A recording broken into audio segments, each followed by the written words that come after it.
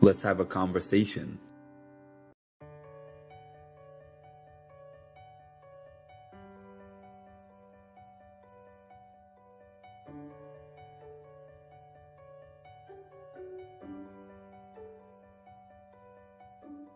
Thank you for having me on. It's always a pleasure to talk to you, and I'm sure I'll see you at one of these events again All soon. time, we got Mark with Mindful Reality Podcast, who I've been a guest on, and it was a blast. Thank you for having me, honestly, and I cannot wait to do it again. We're gonna do this again in the future. I just know it.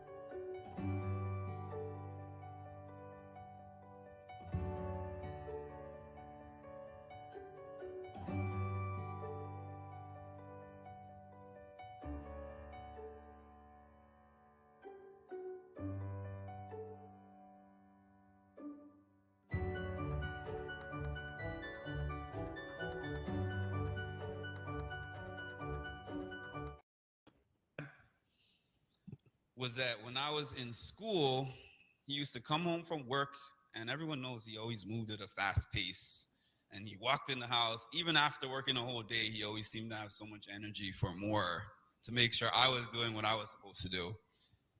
And he would come home and he would say, "Mark, how's the homework coming along?" And this was not a multiple choice question. There was only one answer to this question. Does anyone know what that answer that he was looking for would be? It's done, exactly. Whoever said that. That's the only thing that he was looking for. And my answer would be, it's almost done. And that was not acceptable. He's like, what is almost? You're either done or you're not done. And I didn't like that line of questioning, but in fairness, if I had 100 questions to do, if I finished one, I would tell him I'm almost done.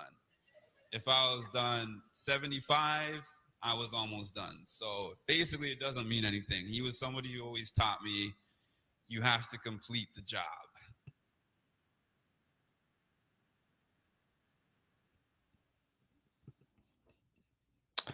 Good morning, everybody. You know what time it is. You know what day it is. In a technical sense, I have completed the job as of now because it is Thursday, November 9. It is finale night. And I have this serves as my 100th day. My 100th consecutive day of going live and covering this season. I can't even believe that I managed that. Why am I doing a live at this time of morning? Well, frankly, I'm still in pain. The pain was so bad it woke me up, as it did yesterday and the day before. So I said, you know what? We're doing multiple lives today because it is the last day of this season that I'm going to be able to do lives. And that clip that I showed, there's a reason I played that clip at the beginning. Those who have been here along the journey have heard me say this several times. Possibly some of those who have joined me more recently have not heard me say this. But the first year that I started covering Big Brother was last year. And my dad was very sick at that time. I lost him April 16 of this year. I considered being done with my YouTube channel. And I'm not just saying that. I was in very serious consideration of being completely done with this channel, with Big Brother, all of that. And then I thought about him, and a couple of things came to my mind. One was that he actually enjoyed my YouTube channel. He actually watched my YouTube channel. He told me that he thinks that I could do something with it. another thing was, I remember last year when he was hospitalized, and things were happening while I was doing my Big Brother coverage. And everybody in the comment section at that time would always be like, I'm praying for him. I'm praying for his recovery. I hope he's doing well. That's one of the first things people would ask me. They would say, tell your dad hi for me, And I actually remember how finale night went. Let me see this comment. Good morning, Sheena. I actually remember vividly how finale night went for me in 2022. So the night before the finale, I was on here. Yeah, my dad had just had a stroke. He had just had a stroke a few days before the finale, and he was in the hospital. And I remember I woke up finale morning. I watched a little bit of the feeds before they turned off. I went to work. I worked that day, and then I knew the finale, I think it's the same time as this year, 8, something like that. And then I was like, I'm not going to feel comfortable or good doing this finale, covering this finale, and watching it until I go check on my dad and make sure that he's okay. So I remember I went to his hospital room. I got there maybe 6 o'clock p.m., something like that. And I just said, hey, Dad, just checking on you, making sure you're okay. He couldn't speak at that time. And then I told him, I said, I'm going home after this, and I am going to have a finale night celebration on my YouTube page for my Big Brother coverage. It was like the final season of Big Brother, the final episode of the season of Big Brother is in a couple of hours, but I wanted to just come here first, check on you, and make sure you're okay. And that was really my routine, not just finale night, but it was really my routine with this YouTube page for some time. Once he was no longer in the house, to go check on him. Sometimes I even showed him the page, and he would look at it. He would look at it pretty intently.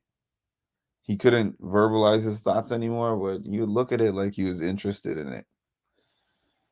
And so I made a commitment to do this 100 days, every single day of the 100 days. I don't really know why. I can't really say I don't know why, but I should say, man, I can't believe it. That's what I'm trying to say. I can't believe I actually made 100 days.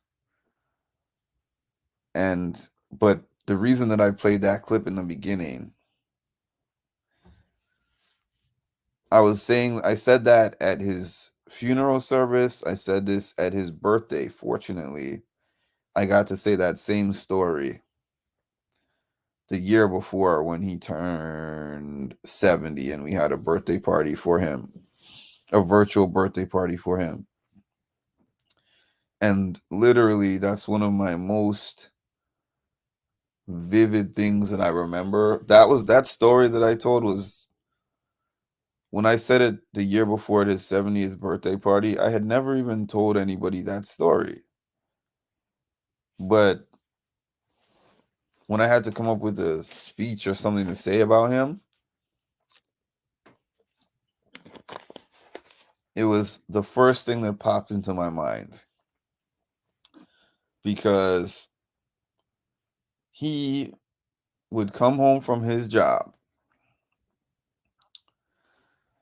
and he would see me in the house, And he would say, Mark, how's the homework coming along? Just like I said, how's the homework coming along?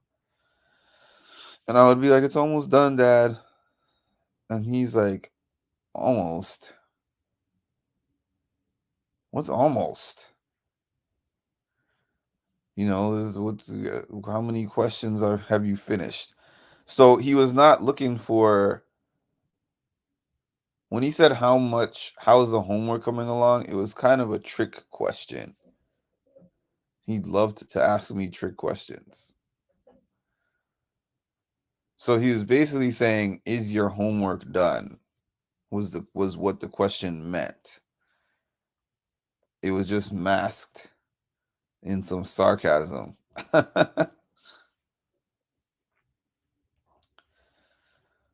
So for this page, if I had done 1 day, if I had done 20 days, if I had done 76 days, if I had done 97 days, in my mind, that would be like doing nothing.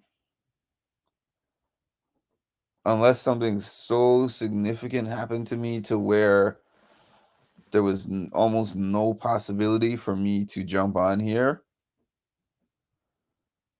I was doing 100 days. So I dedicated this season to my dad at the beginning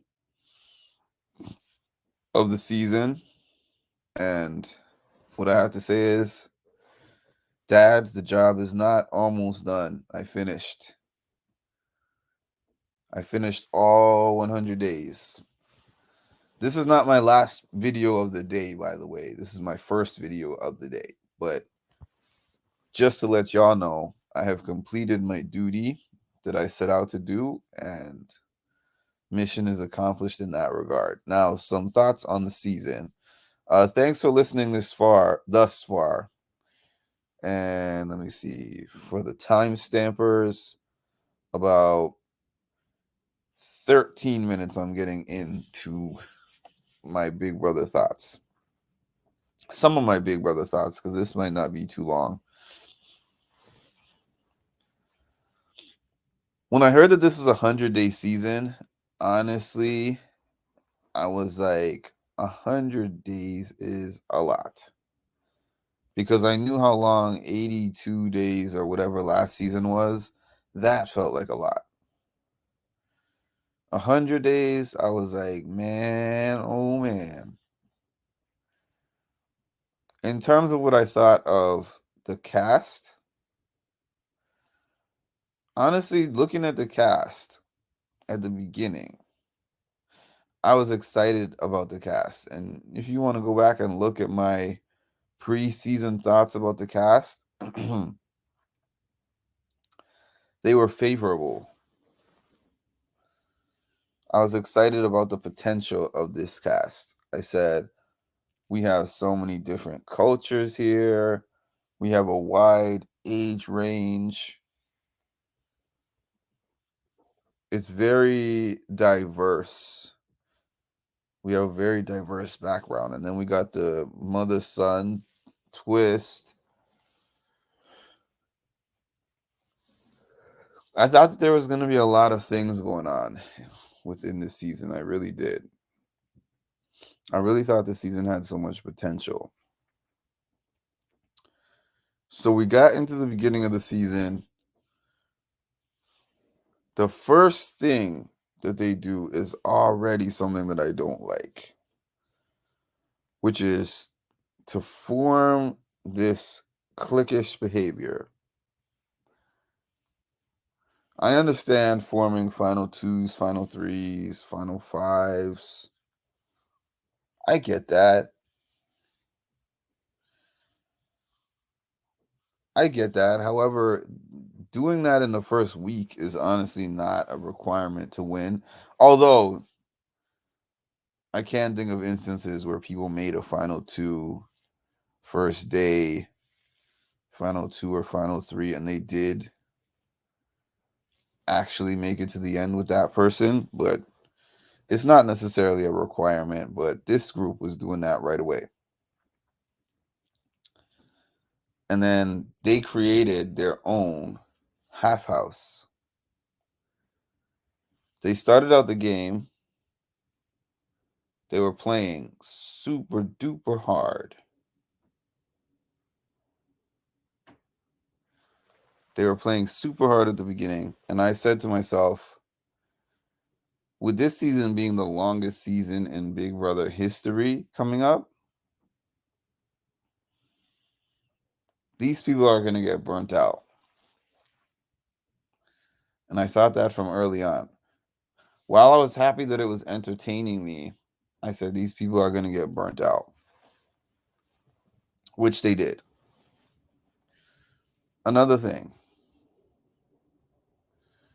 I liked the twist of having Cirie in the house early on, because I was like, oh, this is cool. We got a Survivor legend. She's playing with her son. But the part of it that I didn't like, and I guess there's nothing anyone could really do about that because people are going to people. They didn't really let Cirie play the game. And by they, I mean her fellow house guests. Because anything she did, it was like, Cirie's being a mastermind. Cirie's being a snake. Cirie's being a snitch. Cirie is this, Cirie is this. All the things that all of them were doing is what Cirie was doing. At a point in time in the game, he was doing it. I mean, she was doing it better than the rest of them, so they didn't like that. But she wasn't doing anything outside of the realm of what any of the others were doing. There was that. For the most part, I liked having Jared on the show. He was entertaining. He was kind of a hothead, but it was interesting having him there. Now, in terms of how all these people played the game, having a final three of Bowie, Jag, and Matt represents to me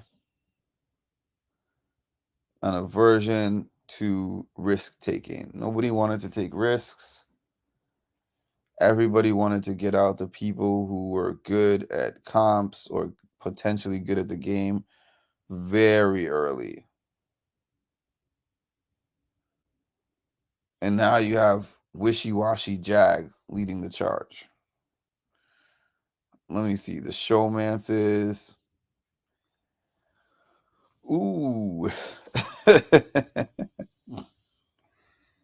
Oh, man. The two showmances. Well, you've got my thoughts all season. You got my thoughts all season. But I realized the AmeriCorys are the jailers of this year in terms of the fandom. What else? What else? What else?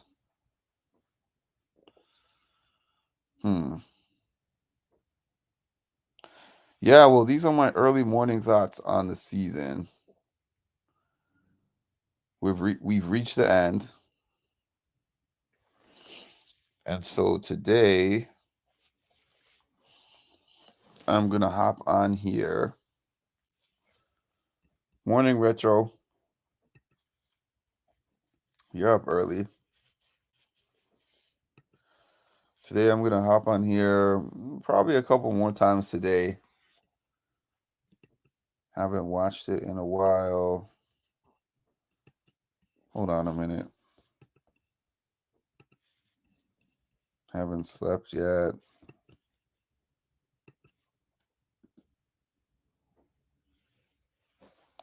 Yeah.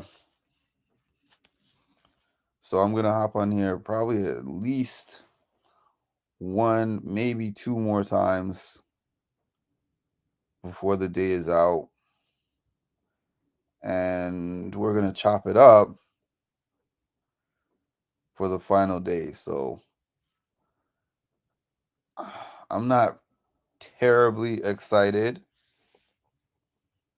about the winner.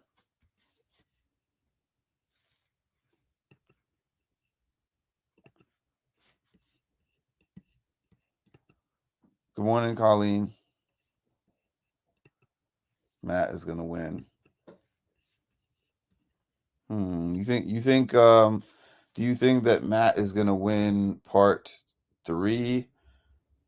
Or do you think that Jag is gonna win part 3 and choose Matt to go with him?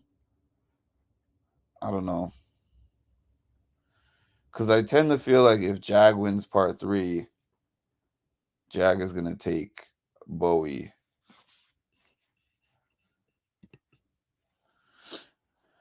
If Jag and Matt are final 2, Matt wins. Yeah, I agree with that. But I think that the only way that Matt becomes final 2 is if he wins the part 3 of the HOH comp.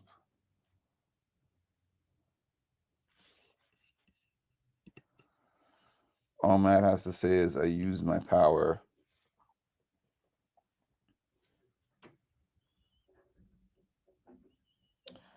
Yeah, if I was Matt, I would have so many arguments to use against Jag. I would talk about that, the power of bringing him back. I would talk about jury management, blood on his hands. But I just wonder if Matt was in a final 2 chair, would he do that? That's my question. I agree. I think if Jag wins this part, he has to take Bowie Jane to have a shot to win. Yes. I feel like Jag versus Matt. I feel like Jag choosing Matt to sit next to him in a final 2 would be almost like Monty choosing Taylor to sit next to him in the final 2. He doesn't even have a chance against Matt, I don't think. Jag will take Matt. He has been playing this coward game. Matt was never on the block. Yep. Well, he was on the block last week, so he's been on the block once on Bowie's HOH. Depends if these guys are in it to win or just make friends. And I don't even know the answer to that, Colleen. I don't even know the answer to that. The jury loves Matt. It would be suicide if Jag takes Matt. He must know this. Bowie loses either way. I think Bowie has the potential to beat Jag only because of Jag's jury management.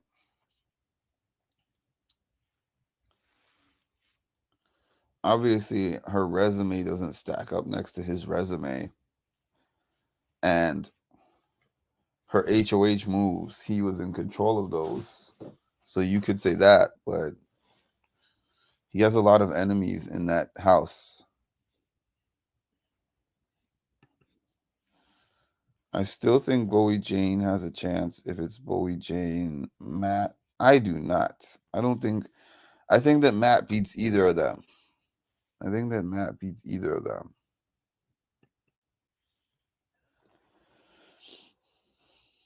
meant to say Bowie J. Oh, Jag? Yes. I think she has a chance if it's Bowie versus Jag. I don't think she has a chance if it's Bowie versus Matt. I think if it's Bowie versus Matt, Matt wins unanimously. I think if it's Jag versus Matt, Jag might get 2 votes. Now, if it's Matt versus Jag, wait, which one did I not say? Oh, Bowie versus Jag. If it's Bowie versus Jag, no, that's not the one I was saying. Let me redo this. If it's Bowie versus Matt, I think Matt gets all the votes. If it's Bowie versus Jag, I think it's potentially a split vote. But it's hard to say. That's the one that I have the hardest time predicting. Between who would win, between Bowie or Jag. But if it was Matt versus Jag, I think that Jag would at most get 2 votes. And I think that those votes would be Corey and Cam, possibly. But I think the ladies are not voting for Jag. That's what I think. I don't think the ladies will vote for Jag.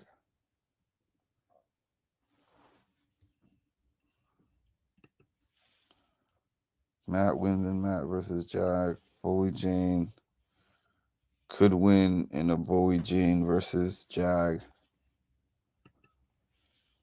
Yeah, so if Jag picked Matt to get to be in his final 2, if Jag won part 3 and picked Matt to be in his final 2, it's over for him. It's over for Jag in a final 2 seat next to Matt. It is over. By the way, the cast. I've seen pictures of the cast together in LA, the pre-jury cast. Some of them are hanging out. I heard that they have recorded some of their segments. They have recorded some of their segments, and some of that did not go so well. But we'll see. We'll see what we end up seeing on TV. I am interested to see this. And I can't believe I actually reached almost 30 minutes. But I am hopping off. Ooh, I'm hoping this pain goes away by evening.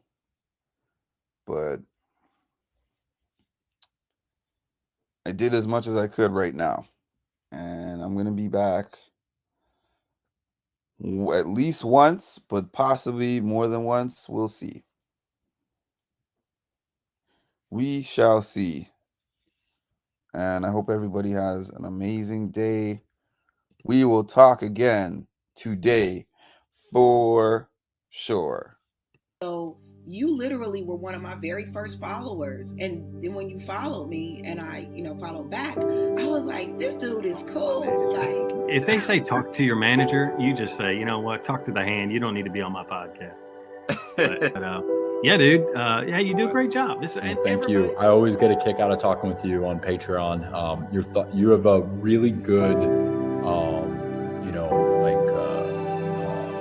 view on everything. That wasn't planned. You know what? But I like this Canadian. I like this one. Well, thank you.